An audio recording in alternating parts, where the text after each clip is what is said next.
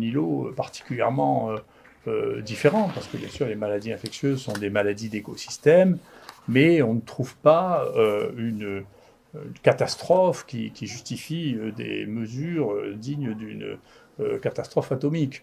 Par ailleurs, si on regarde ce qu'est la mortalité de cette maladie, c'est assez difficile à évaluer, mais il y a au moins un endroit dans lequel c'est facile d'évaluer une part de la transmission et la part de la mortalité.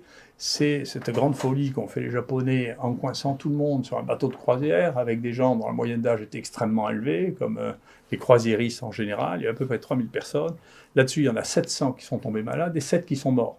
Dans la population la plus à risque, la mortalité est de 1%. Donc il faut arrêter de raconter des choses qui terrifient les gens.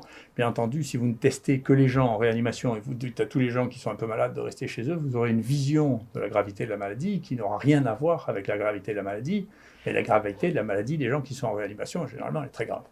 Donc moi, je ne vois pas de signaux de mortalité qui soient spécifiquement redoutables. Je ne vois pas. Je ne vois pas de modification de la mortalité générale dans le pays.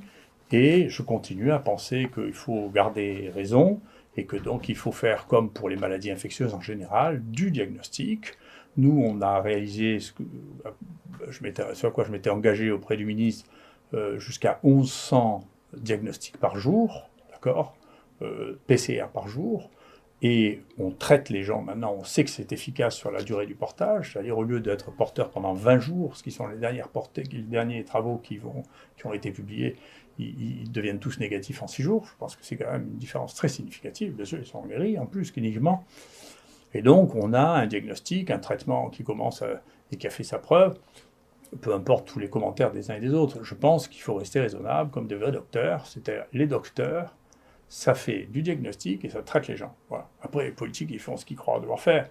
Mais nous, les docteurs, je pense qu'il faut se faire confiance aux médecins. Les médecins, quand quelqu'un est malade, ils doivent essayer de faire le diagnostic, et s'il y a un traitement qui est valable, ils doivent l'utiliser.